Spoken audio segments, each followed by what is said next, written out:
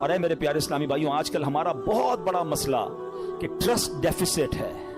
हमें दुनिया वालों पर भरोसा है, हमें रब पर भरोसा नहीं है। हम सब पर भरोसा करते हैं, हम रब पर भरोसा नहीं करते। हमारी जो है ना अल्लाह से दोस्ती कमजोर हो गई है। हमें लगता है नहीं यार ये मसला कैसे, यार जब तक ये बंदा नहीं मिलेगा ना, जब तक ये फोन नहीं करेगा, जब तक इससे मेरा कांटेक्ट डेवलप नहीं होगा, मेरा कारोबार ही नहीं बढ़ेगा, मेरा मसला ही हल नहीं होगा। ये हमारी भूल है।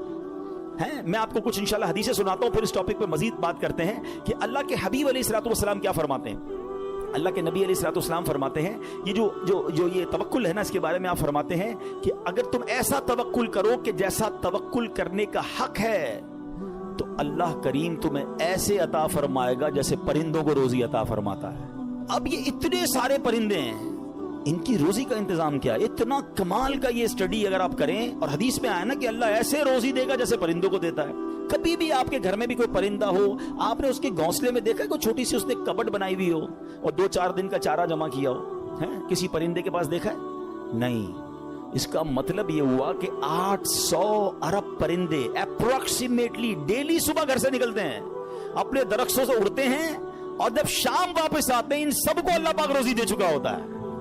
तवक्कुल का लेवल देखे ना, तवक्कुल है ना, उनको कल का जमा ही नहीं कर रहा।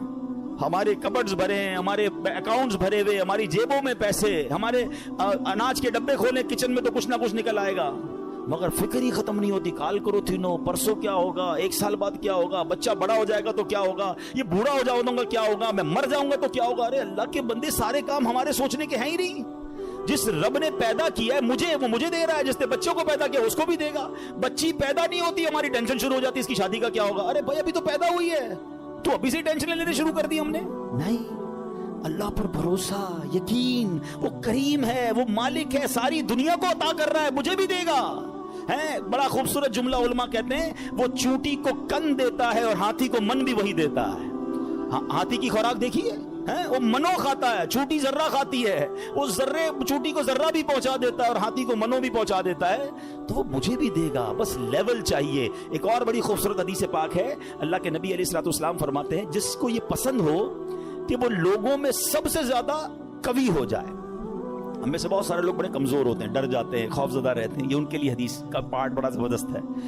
आप फरमाते हैं जो ये चाहता है कि सबसे ज्यादा कवि हो जाए, तो उसे चाहिए कि अल्लाह अज़्ज़ व जल पर तवक्कुल करे, और जिसको ये पसंद हो कि वो जमाने में बाइज्जत हो जाए, उसे चाहिए तकवा इख्तियार करे, और जिसको ये बात पसंद हो कि सब लोगों से ज्यादा दौलतमंद हो जाए, तो अपने पास मौजूद शय से ज्यादा उस पर एतमाद करे जो अल्लाह ताला के दस्ते कुदरत में है। हम अपने माल पर बड़ा भरोसा कर रहे होते हैं, यार भाई देखो पैसे जमा कर लो, मुसीबत में काम आएंगे। हाँ, कोई बीमार हो गया ना तो अच्छा डॉक्टर कर सकोगे, मक्के मदीने जाना है ना तो हज के लिए पैसे चाहिएंगे। ये भूल है हमारी। मुझे बताइए, आपके पास करोड़ों रुपए हैं, आप दुनिया का बेस्ट डॉक्टर हायर कर लें, बेस्ट हॉस्पिटल में चले जाएं, अल्लाह ने शिफा नहीं देनी तो नहीं देनी। हाँ, मुझे कोविड का जमाना याद आ गया। पैसे कम थे लोगों के पास, मिन्नतें कर रहे थे कि हॉस्पिटल में कमरा मिल जाए, बेस्ट कमरा ले लिया, सिलेंडर ले लिया, बड़ी सोर्सें लगती थी। मुझे याद है अच्छी तरह, मुझे दुबई से कॉल आई थी, बहुत अच्छे हमारे दोस्त हैं, अल्लाह ने उनको बहुत नवाजा है, बहुत नवाजा, और मतलब वो बंदा ऐसा कि पूरा हॉस्पिटल खरीद सकता है। उसने मुझे फोन किया कि अब्दुल हबीब भाई, मेरे चचा जो हैं कोविड हो गया उनको, उसको बड़ा खौफ था कराची में, पूरा कराची लॉकडाउन में था। कह रहा यार कुछ कर दें, जितने पैसे खर्च होते हैं बताएं, उनको कोई कमरा, उनको कोई हॉस्पिटल में जगह नहीं मिल रही है, सिलेंडर नहीं मिल रहा, कुछ करें। यानी वो करोड़, 2 करोड़, 5 करोड़ भी खर्च कर देते।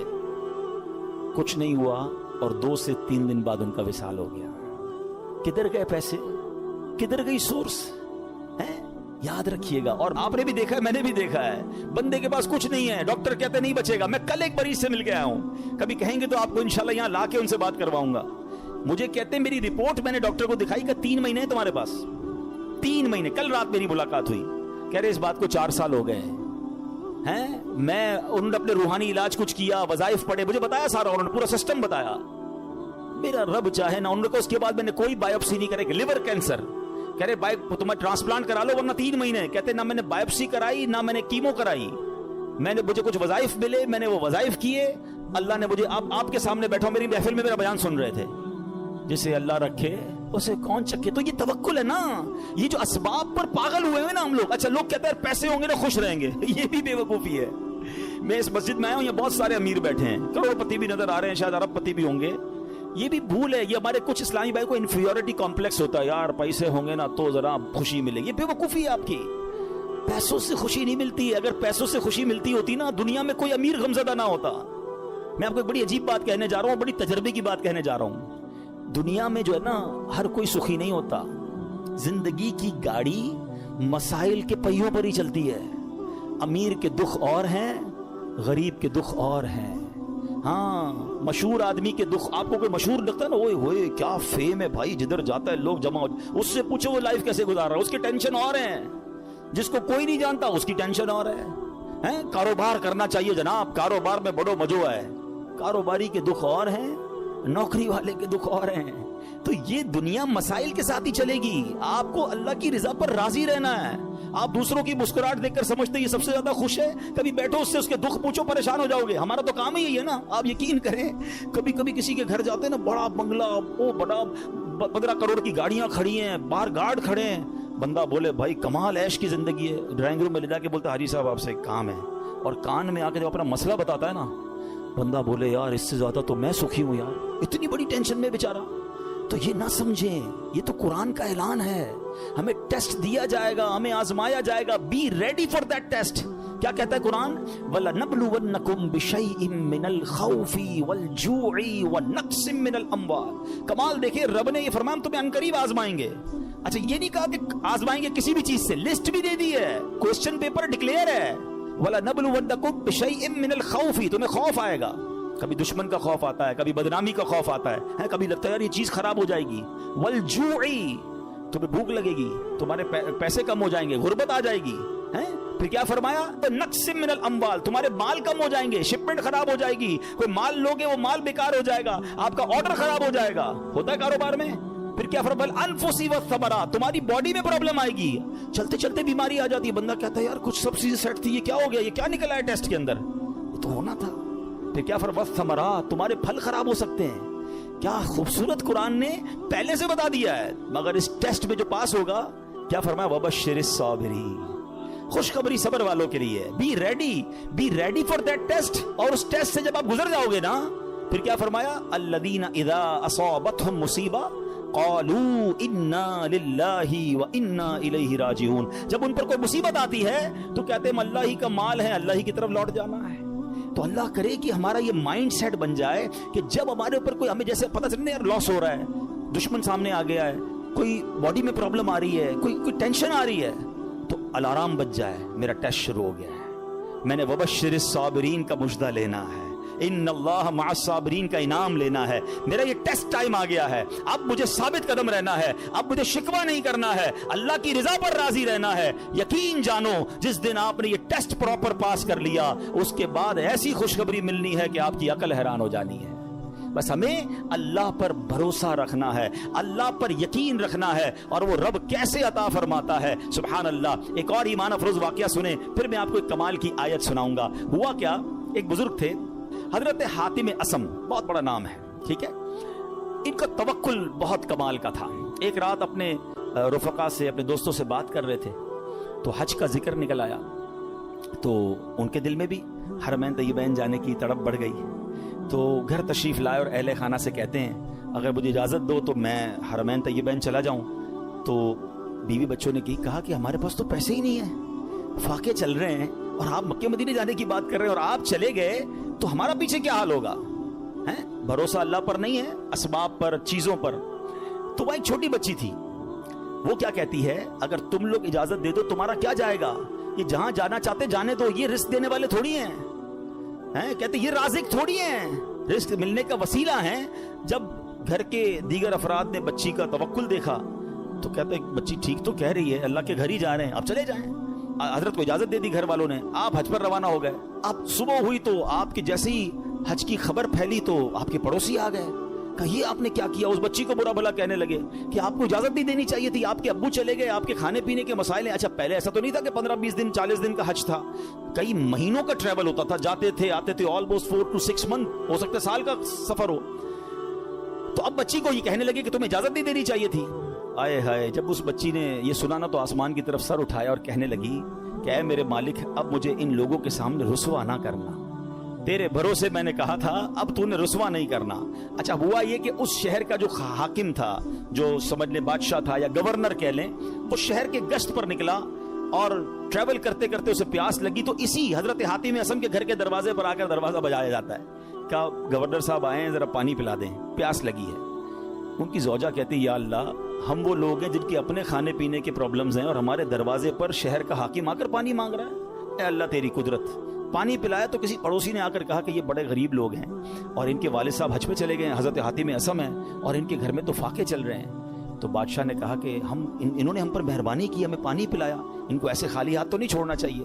اس نے اپنے جو پیٹی باندھتے تھے اس زمانے میں, اپنی پیٹی اتاری اور ان کے گھر میں ڈال دی, اور اپنے سارے سپاہیوں سے کہا سب اپنی اپنی پیٹی ڈال دو.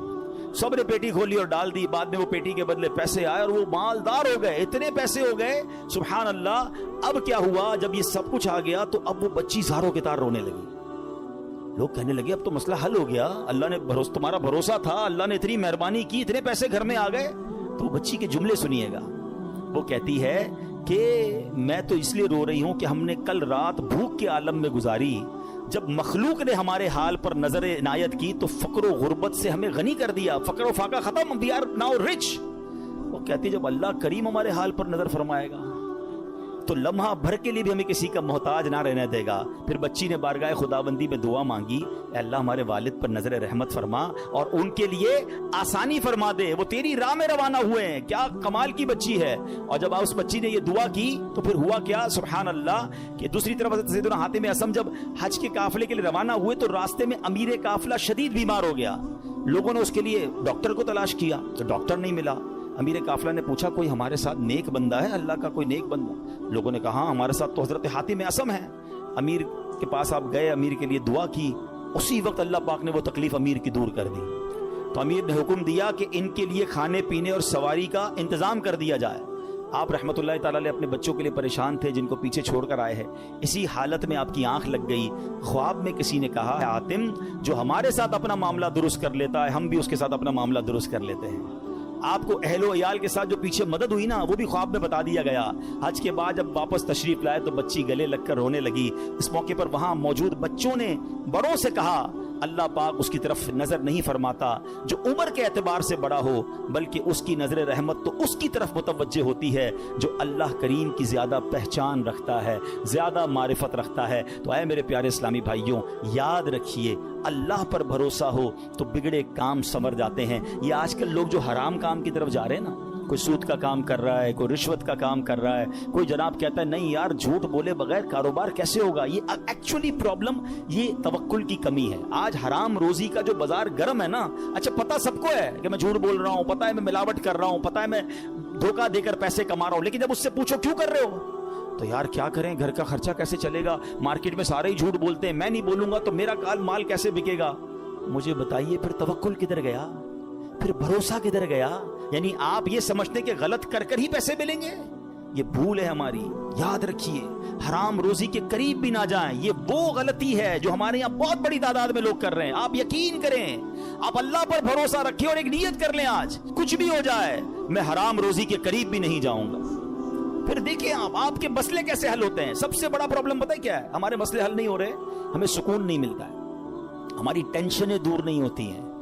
پلیز چیک کیجئے روزی حلال ہے کہ نہیں ہے. ایک بار حضرت موسیٰ علیہ نبینا علیہ الصلوۃ والسلام نے ایک شخص کو دیکھا کہ وہ زارو کتار رو رہا ہے, ہاتھ اٹھا اٹھا کر دعائیں کر رہا ہے, یا اللہ یا اللہ یا اللہ. حضرت موسیٰ تو اللہ سے بات کرتے تھے. آپ نے اللہ سے عرض کی مولا یہ اتنی دعائیں کر رہا ہے, اس کی دعا سن لے, اس کی پکار سن لے, اس کا مسئلہ حل کر دے. اللہ نے فرمایا اے موسیٰ یہ اتنا روئے کہ روتے روتے مر جائے, یہ اتنے ہاتھ بلند کرے کہ اس کے ہاتھ آسمان تک پہنچ جائیں, تب بھی اس کی دعا قبول نہیں ہونی ہے. حضرت موسیٰ نے کہا یا اللہ وجہ کیا ہے؟ فرمایا یہ حرام کھاتا ہے, حرام پہنتا ہے اور اس کے گھر میں حرام مال ہے. خدا را اس سے نکل آئیے, ہمت کیجئے, ایک بار آپ بھروسہ کیجئے اللہ پر. مجھے اندازہ ہے اس طرح کے بیان ہوتے ہیں نا تو ڈبل مائنڈڈ ہو جاتا ہے بندہ, یار بات ٹھیک ہو رہی ہے مگر پورا امپائر کھڑا ہوا ہے, پوری فیکٹری چل رہی ہے, پورا بزنس ہی سود پہ چل رہا ہے, جھوٹ پہ چل رہا ہے, بہت ساری غلطیاں ہیں, کیسے نکلوں؟ اللہ سے مدد مانگنی ہے. وہ کریم ہے, وہ ضرور مدد فرمائے گا. ایک اور بات سنیے, یہ بعض اوقات فیملی پریشر کی وجہ سے بھی لوگ حرام کی طرف جاتے ہیں, ڈیمانڈیں ختم نہیں ہوتی نا. ایک اور حدیث پاک سنیے, اللہ کرے میری بہنیں سن رہی ہوں, میری مائیں, میری بچیاں سن رہی ہوں, وہ بھی اس حدیث کو سنیں. پیارے آقا علیہ الصلوۃ والسلام نے ارشاد فرمایا, لوگوں پر ایک ایسا زمانہ آئے گا کہ مومن کو اپنا دین بچانے کے لیے ایک پہاڑ سے دوسرے پہاڑ اور ایک غار سے دوسرے غار کی طرف بھاگنا پڑے گا. اس وقت روزی اللہ عز و جل کی ناراضگی کے ذریعے ہی حاصل کی جائے گی, یعنی طریقہ بڑا مشکل ہو جائے گا حلال کمانے کا. پھر جب ایسا زمانہ آئے گا تو آدمی اپنے بیوی بچوں کے ہاتھوں ہلاک ہوگا. اچھا, بیوی بچے نہیں ہوں گے تو والدین کے ہاتھوں ہلاک ہوگا. اگر والدین نہ ہوئے تو رشتہ داروں اور پڑوسیوں کے ہاتھوں ہلاک ہوگا. صحابہ کرام نے عرض کی, حضور وہ کیسے, یعنی بندہ اپنے بیوی بچوں, پڑوسیوں, ماں باپ کے ہاتھوں کیسے ہلاک ہوگا؟ اب سنیے, اللہ کے حبیب علیہ الصلوۃ والسلام فرماتے ہیں, وہ اسے اس کی تنگ دستی پر عار دلائیں گے, اس کی غربت پر اسے شرم دلائیں گے, اور تو اپنے آپ کو ہلاکت میں ڈالنے والے کاموں میں مصروف کر دے گا اور انہی کے ہاتھوں ہلاک ہوگا. یہی کہتے ہیں نا گھر والے, تم نے کمایا ہی کیا, ابھی تک موٹر سائیکل پر ہو ہیں, ابھی تک جناب تم نے گھر کا فرنیچر چینج نہیں کیا, شادی ہو رہی ہے تم نے سونے کا زیور نہیں بنایا. گھر والوں کا پریشر, دوستوں کا پریشر, پڑوسیوں کے تانے. ایک وقت آئے گا کہ بندہ حرام کاموں کی طرف جائے گا اور پھر اللہ کو ناراض کرے گا اور انہی کے ہاتھوں ہلاک ہو جائے گا. یہاں میں آپ سب کو ایک بات عرض کرنا چاہتا ہوں, پلیز ایک بات یاد کر لو, پیسہ زیادہ ہونا کمال نہیں ہے, اچھا مال ہونا کمال ہے. ہمیں ہوتا پتہ کیا ہے کہ آپ بعض اوقات کسی امیر کو دیکھتے ہیں, آپ کو لگتا ہے یار اتنی گاڑیاں, اتنے بنگلے, جناب مزے میں تو یہ ہے, برکت اس میں ہے. نہیں, ایک جملہ آج یاد کر لیں, سب یاد کر لیں, برکت کوانٹٹی میں نہیں ہے, برکت کوالٹی میں ہے. کسی کے پاس اربوں روپے ہیں, حرام کے ہیں, سکون نہیں ہے, سو نہیں پا رہا, بچے بیمار, نافرمان, گناہگار, وہ پیسے کس کام کے ہیں؟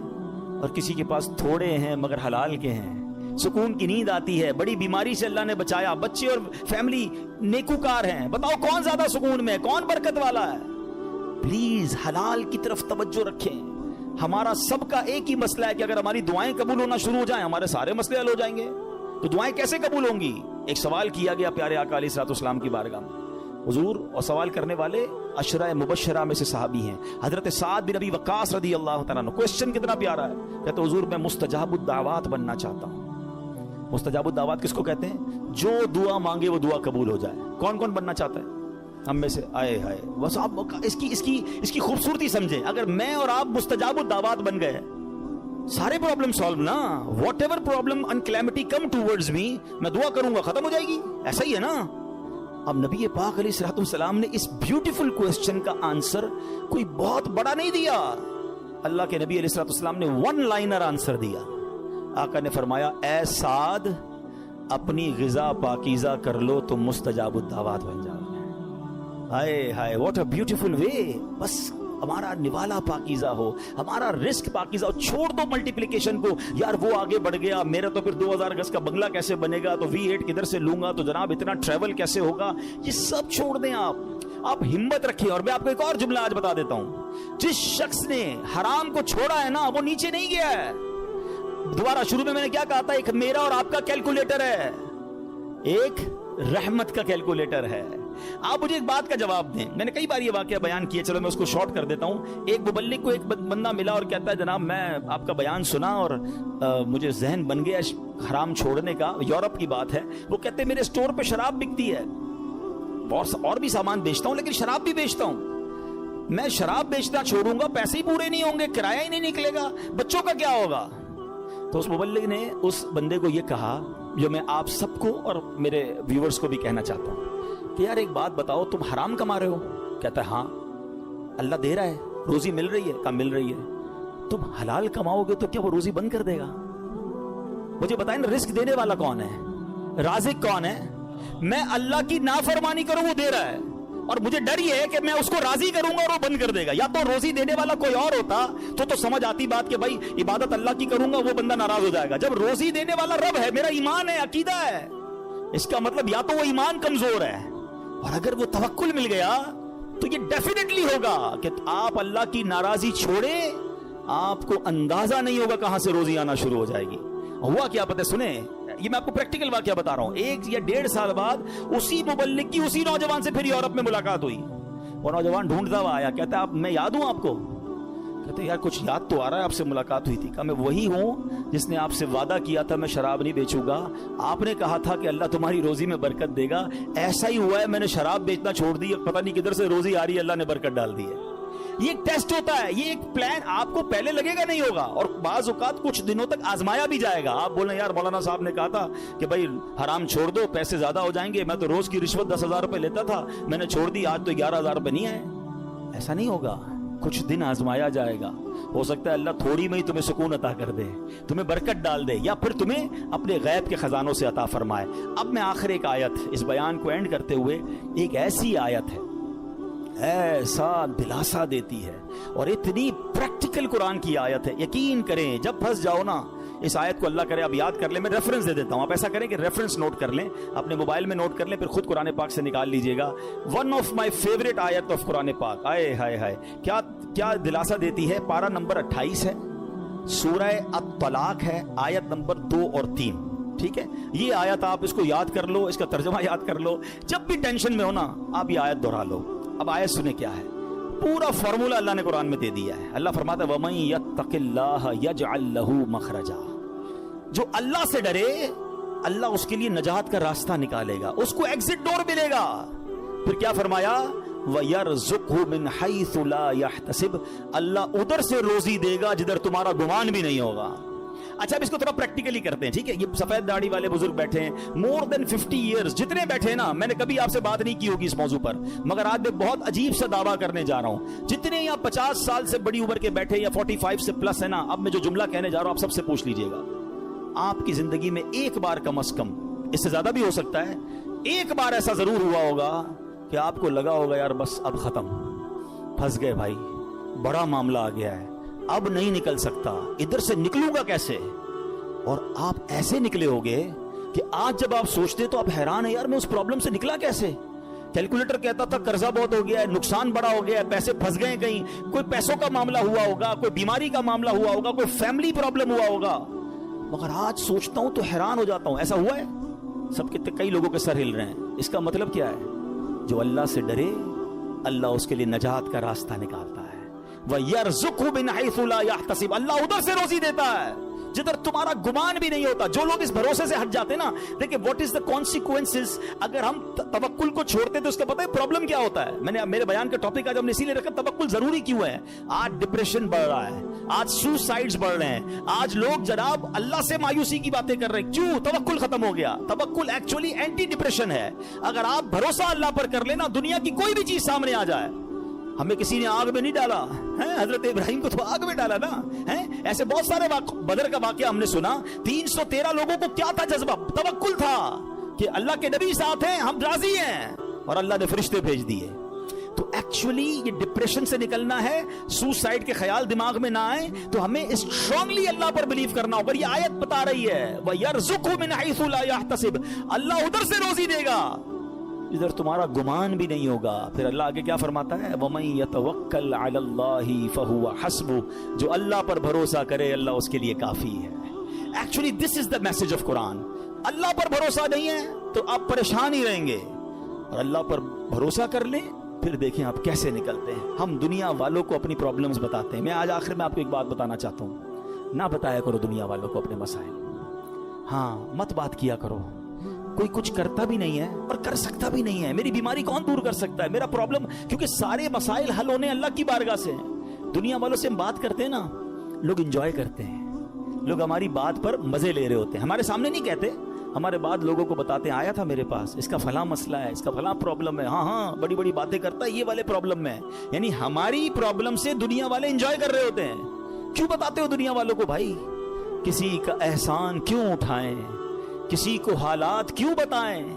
تم ہی سے مانگیں گے تم ہی دو گے، تمہارے در سے ہی لو لگی ہے. وہ شاعر کہتے ہیں نا، دنیا والے تو درد دیتے ہیں، دنیا والے تو درد دیتے ہیں، درد دل کی دوا مدینہ ہے، درد دل کی دوا. اور کیوں ہو مایوس اے مریضوں تم،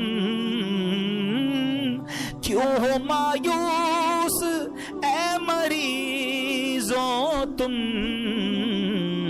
آؤ دارو شفا مدینہ ہے۔